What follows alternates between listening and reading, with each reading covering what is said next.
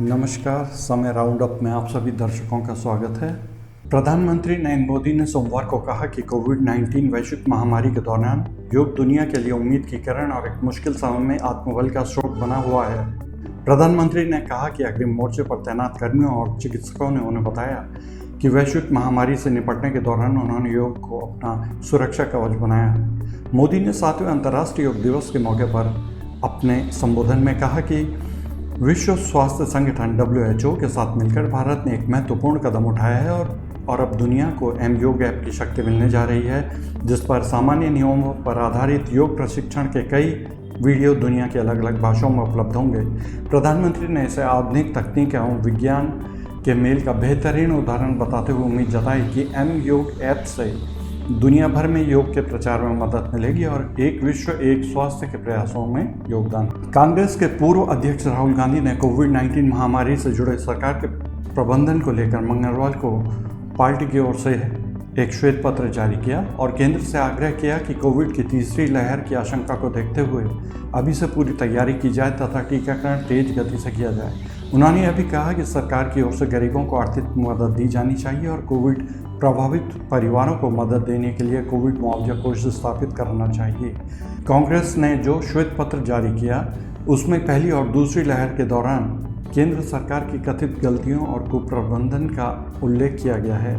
इसमें कोरोना के नियंत्रण से जुड़े कदमों की समीक्षा के लिए सर्वदलीय समिति बनाने, गरीबों की आर्थिक मदद करने, कोविड प्रभावित परिवारों को 4 लाख रुपए मदद के रूप में देने और राज्यों को न्याय संगत एवं उचित मात्रा में टीके उपलब्ध कराने की सिफारिश की गई है। राहुल गांधी ने संवाददाताओं से कहा कि श्वेत पत्र का लक्ष्य सरकार पर उंगली उठाना नहीं है। हम सरकार की गलतियों का उल्लेख इसलिए कर रहे हैं ताकि आने वाले समय में गलतियों को ठीक किया जा सके। उन्होंने दावा किया कि कोविड-19 महामारी की पहली और दूसरी लहर के दौरान सरकार का प्रबंधन त्रासदीपूर्ण रहा तथा इसी कारण लाखों लोगों की जान अनावश्यक रूप से चली गई, जबकि समय रहते कदम उठाकर इसे रोका जा सकता था।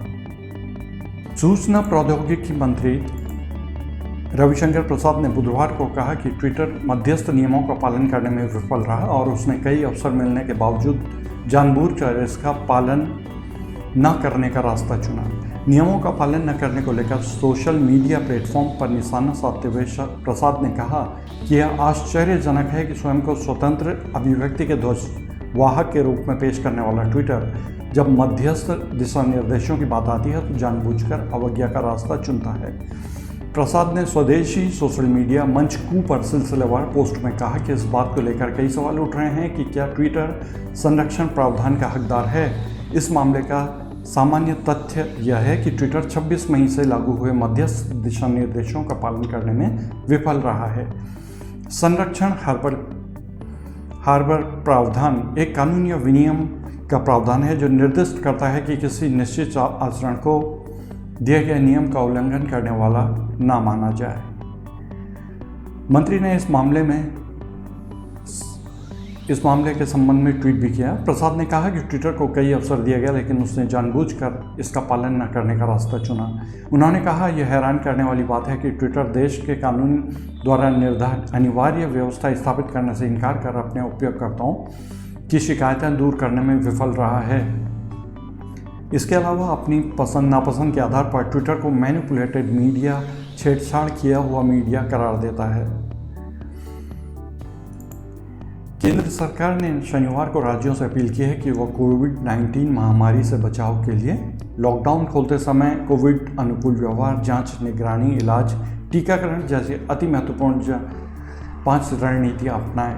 सभी राज्यों और केंद्र शासित प्रदेशों को भेजे संदेश में केंद्रीय गृह मंत्री अजय भल्ला ने कहा कि संक्रमण के प्रसार की कड़ी को तोड़ने के लिए मौजूदा परिदृश्य में कोविड-19 रोधी टीकाकरण बेहद आवश्यक है। उन्होंने कहा कि ऐसे में राज्य और केंद्र शासित प्रदेश टीकाकरण की गति तेज करें। गृह सचिव ने कहा कि महामारी की दूसरी लहर के दौरान कई राज्यों और केंद्र शासित प्रदेशों में संक्रमण के मामलों में उल्लेखनीय वृद्धि दर्ज की गई और कईयों ने संक्रमण के प्रसार को रोकने के लिए प्रतिबंध लगाए।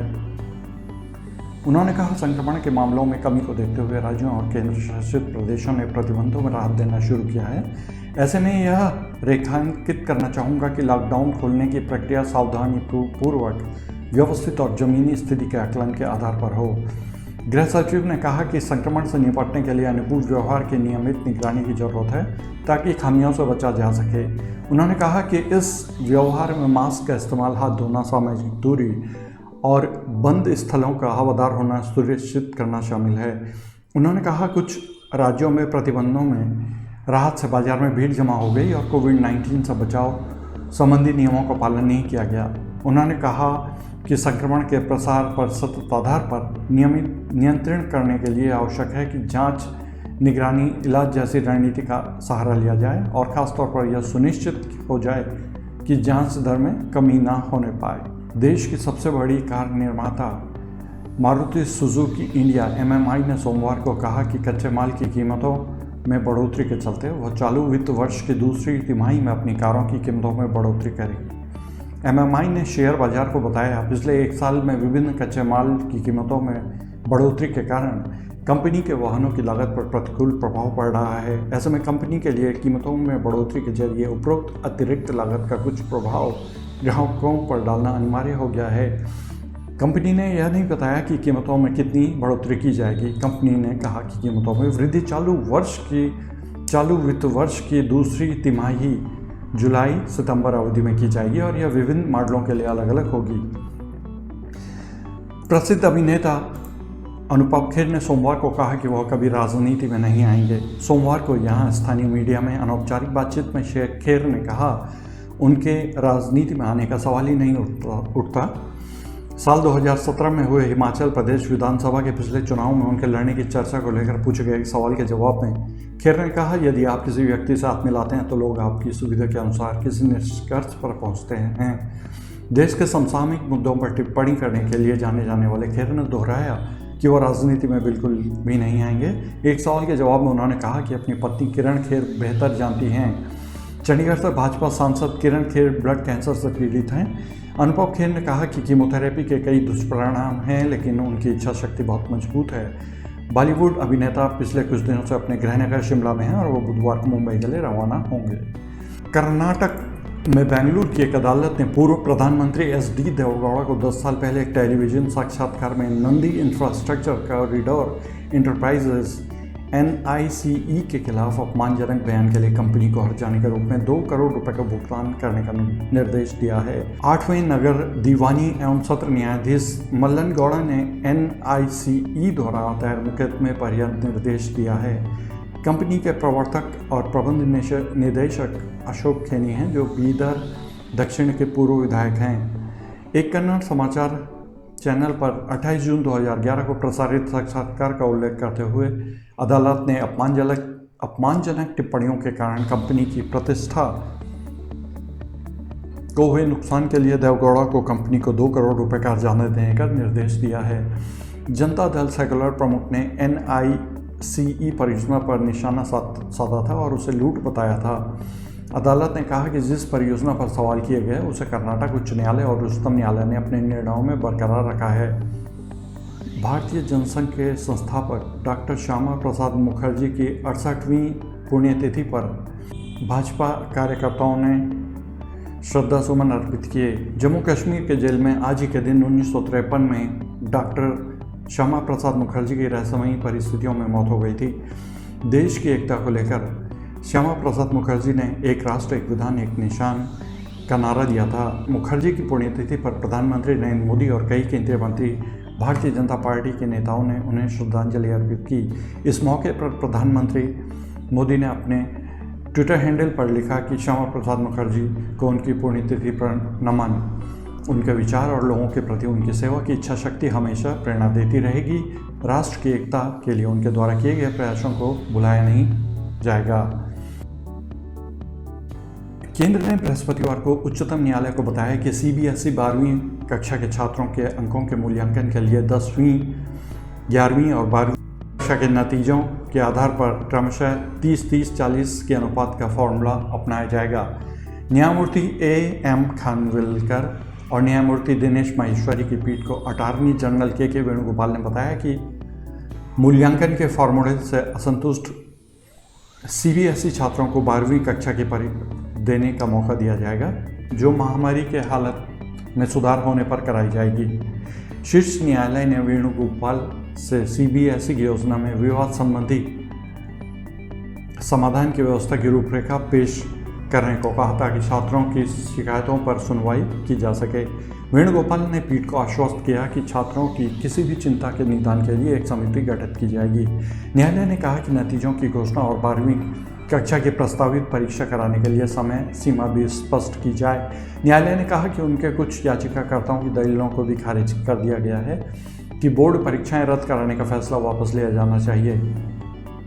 उच्चतम न्यायालय कोरोना वायरस महामारी की स्थिति के बीच केंद्रीय माध्यमिक शिक्षा बोर्ड सीबीएसई और council of for the Indian school certificate examination CISCE की 12वीं कक्षा की परीक्षाएं रद्द कराने का निर्देश देने का अनुरोध करने वाली याचिकाओं पर सुनवाई कर रहा है। अमेरिकी अधिकारियों ने मंगलवार को ईरान सरकार से संबंध कई न्यूज़ वेबसाइट पर रोक लगा दी। अमेरिका और ईरान के बीच बढ़ते तनाव के बीच यह एक ऐसा कदम है जिसे ईरानी मीडिया पर एक दूरगामी कार्रवाई के रूप में देखा जा सकता है। अमेरिकी अधिकारी ने नाम उजागर न करने की शर्त पर बताया कि अमेरिका ने करीब 3 दर्जन वेबसाइट बंद की हैं, जिनमें से अधिकतर ईरान द्वारा किए जाने वाले प्रयासों से जुड़ी हुई हैं। अमेरिकी सरकार ने इस संबंध में अभी तक कोई आधिकारिक घोषणा नहीं की है। ईरान की सरकारी समाचार एजेंसी IRNA ने अमेरिकी सरकार द्वारा वेबसाइट बंद करने की घोषणा की, लेकिन इस मामले पर कोई विस्तृत जानकारी मुहैया नहीं कराई। यह कदम विश्व शक्तियों के तेहरान के 2015 के परमाणु समझौतों को फिर से सक्रिय कराने के लिए मशक्कत करने और ईरान के न्यायपालिका प्रमुख इब्राहिम राइसी के राष्ट्रपति चुनाव में जीत के कुछ दिन बाद उठाया गया है। ताज़ा खबरों के लिए देखते रहिए समय राउंडअप और YouTube का चैनल जरूर सब्सक्राइब कीजिए। धन्यवाद, नमस्कार।